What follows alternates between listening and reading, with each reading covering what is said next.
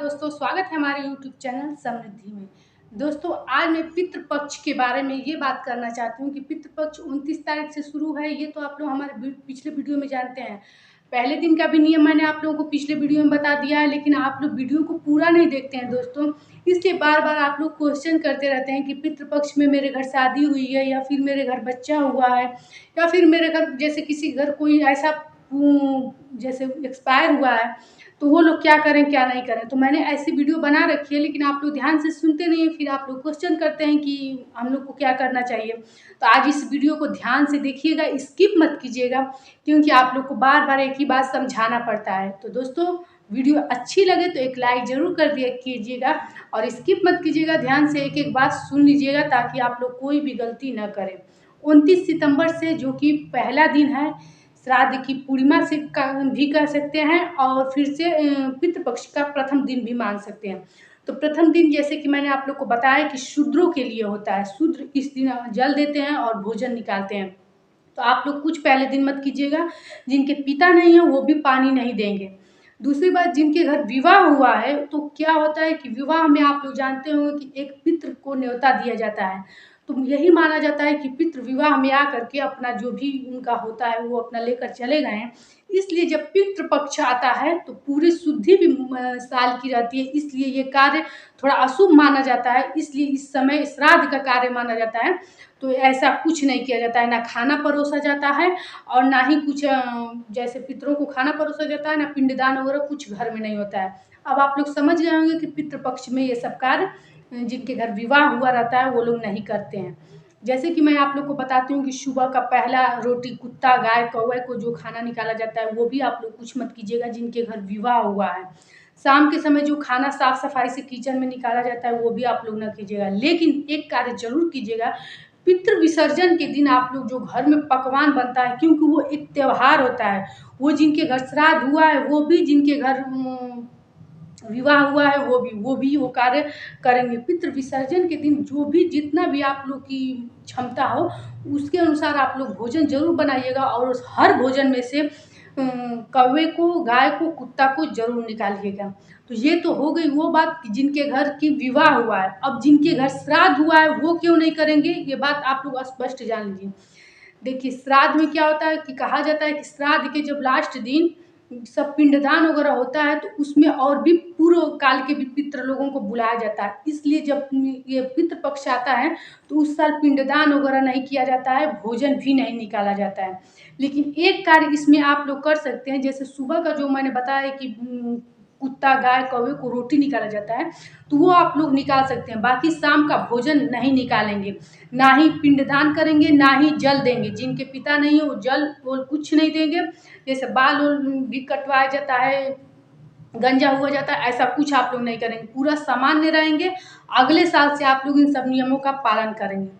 तीसरी बात हुई कि जैसे कि कुछ महिलाएं बोली हैं कि जैसे उनके घर विवाह हुआ है या फिर से उनके घर श्राद्ध है, तो वो बाल बांधेंगी कि नहीं, पीला सिंदूर लगाएंगी कि नहीं। देखिए, ये पितृपक्ष का नियम होता है। तो जिनके घर विवाह हुआ है या जो भी जैसे भी हो, पिंडदान वगैरह भले ही ना करें, लेकिन जैसे पीला सिंदूर नहीं लगाएंगी, तेल नहीं लगाएंगी, पितृ पितृ विसर्जन के दिन ही ये सब कार्य किया जाता है। एक बात और पहले ही मैं आप लोगों को आगाह कर देना चाहूँगी कि पितृ विसर्जन के दिन ही आप लोग पीला सिंदूर बाल झाड़ लीजिएगा, क्योंकि आप लोग जानते हैं कि पितृ विसर्जन के अगले दिन से नवरात्र प्रारंभ हो जाता है, और नवरात्र में सरसों का तेल, पीला सिंदूर, श्रृंगार वगैरह नहीं किया जाता है। कहा जाता है कि नवरात्र में सिर्फ देवी माँ का ही श्रृंगार किया जाता है। इसलिए पितृ विसर्जन के दिन आप लोग को बाल धुलना हो, नाखून काटना, बाल कटवाना हो, पुरुष लोगों को बता रही हूँ शेविंग वगैरह जो भी करवाना है करा लीजिएगा। लेकिन पूरे पितृपक्ष में आपके घर चाहे विवाह हुआ हो, चाहे श्राद्ध हुआ हो, पितृपक्ष का कोई ऐसा नियम नहीं फॉलो करना है। लेकिन तेल नहीं लगवाइएगा, दाढ़ी, बाल ये सब नहीं बनवाया जाता है। कोई ये जो निषिद्ध कार्य है उसको आप लोग मत कीजिएगा। तो अब आप लोग को समझ में आ गया होगा कि विवाह किए हो, श्राद्ध किए हो, तो क्या क्या कार्य करना चाहिए, क्या नहीं करना चाहिए। फिर भी यदि आप लोग की कोई ऐसी बात हो दोस्तों, तो कमेंट बॉक्स में लिख करके पूछ लीजिएगा। लेकिन आप लोग से एक निवेदन है कि आप लोग वीडियो को स्किप मत किया कीजिए, एक एक बात समझ लिया कीजिए, और अच्छा लगे तो समृद्धि, शुद्ध, सात्विक अपने शास्त्रों और पंचांग के अनुसार आप लोग को तिथियों की जानकारी देती है, एक लाइक और सब्सक्राइब जरूर कर दिया कीजिए, ताकि ऐसी जानकारी आप लोगों को मिलती रहे। अब जीवित पुत्रिका की मैं बात करूँगी कि कुछ महिलाएं जीवित पुत्रिका का तो सभी लोग व्रत करेंगी, चाहे उनके घर विवाह हुआ चाहे श्राद्ध हुआ, लेकिन जो अगली सुबह पूजा होती है, जो सास के लिए किया जाता है विदाई का, मैंने आप लोग को वीडियो जीवित पुत्रिका में दिया है, उनको क्या क्या करना चाहिए। तो देखिए, जो सास के लिए सब बनाया जाता है, कहा जाता है जैसे उनको जो पसंद हो। मैंने तो अपने यहाँ दूध चूड़ा देखा है, और फिर से जो निकाला जाता है, एक आप लोग जानते हैं कि उसको क्या बोलते हैं, सरसों का तेल निकालते समय खरी निकलती है, जो उसकी खरी निकलती है उसको लौकी के पत्ते पर सब लोग रखते हैं। वो कार्य नहीं करेंगे जिनके घर विवाह हुआ है और जिनके घर श्राद्ध हुआ है, वो खरी नहीं निकालेंगे, पूरा बस फल मिठाई रख करके ही जीवित पुत्रिका का व्रत रखेंगे। और सुबह में जो मैं बताती हूँ कि दूध चूड़ा और चाय हलवा सब बना करके सूर्य भगवान के सामने रख करके अपने छत पर, या फिर से आप लोग पोखरे नदी तालाब के यहाँ जाती होंगी तो वहाँ जो ये पूजा करती हैं वो नहीं करेंगी, कुछ ऐसा नहीं करेंगी सास की विदाई के लिए। अब आप लोग समझ गए होंगे कि सुबह में बस आप लोग को वही साड़ी दूध फल और मिठाई रख करके आप लोग को जीवित पुत्रिका के दिन भी पूजा करना है। बाकी उसके बाद आप लोग बाल बांध लीजिएगा, सब तेल लगा लीजिएगा, अरबी के पत्ते का पकौड़ा खा लीजिएगा। और खाना में क्या खाया जाता है पारण के समय, ये भी आप लोग जान लीजिए। देखिए, उड़द की दाल का, काली उड़द के दाल का दाल खाया जाता है। उसमें थोड़ा ही आप लोगों का घी का मतलब स्थिति हो, लेकिन कहीं से लेकर थोड़ा घी का नाम कर लीजिएगा, किया जाता है। कहा जाता है ऐसा जो कुछ भी आप खाती है ना वो सास को मिलता है, इसलिए आप लोग पूरे अच्छे से खाना बनाकर खाइएगा। देखिए, वीडियो में छोटे से छोटे बड़े लोग भी देखते हैं, तो इसलिए मैं बार बार आप लोग को इसलिए आगाह करती हूँ कि इतनी मेहनत के साथ आप लोग व्रत रहते हैं, तो जो भी उसमें थोड़े थोड़े नियम है वो फॉलो कर लीजिएगा।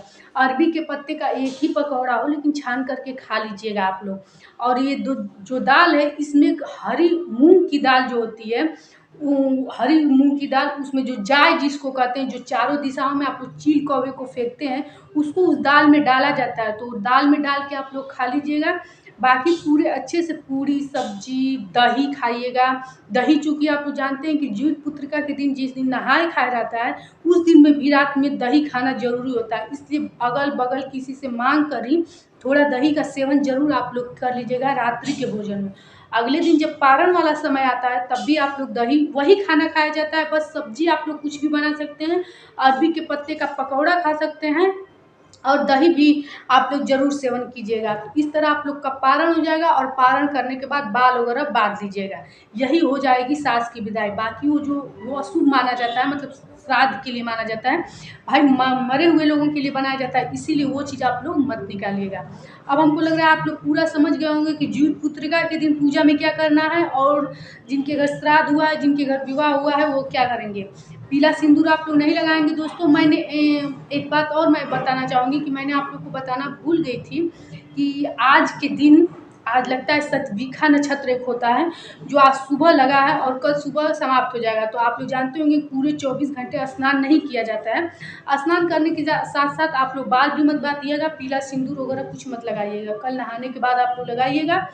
क्योंकि कल नहाने के बाद आप लोग जो भी हो, कुछ जैसे ऐसे कोई चीज़ तिथि होती है ना, कोई ऐसा नियम नहीं कि आप लोग दान वगैरह कीजिएगा, लेकिन जब कोई ऐसी तिथि के बाद स्नान किया जाता है तो माना जाता है कि एक मुट्ठी चावल निकाल दिया जाता है ब्राह्मणों को या गरीबों को दान करने के लिए। तो आप लोग अपनी मुट्ठी से एक मुट्ठी चावल निकाल के दान कर दीजिएगा। इसके लिए मैं आप लोग से माफ़ी मांगना चाहती हूँ, क्योंकि शतभिखा का मैंने आप लोग को वीडियो नहीं बना कर दिया, तो इसके लिए माफ़ कीजिएगा। और आज की वीडियो आप लोग को कैसी लगी ये कमेंट बॉक्स में लिख करके ज़रूर बताइएगा। एक लाइक कर दीजिएगा दोस्तों, क्योंकि लाइक आप लोगों के लिए सिर्फ बटन होगा, लेकिन आप लोग के लाइक से हमें बहुत प्रेरणा मिलती है। फिर मिलेंगे ऐसी ही नई वीडियो के साथ। जय श्री राम दोस्तों।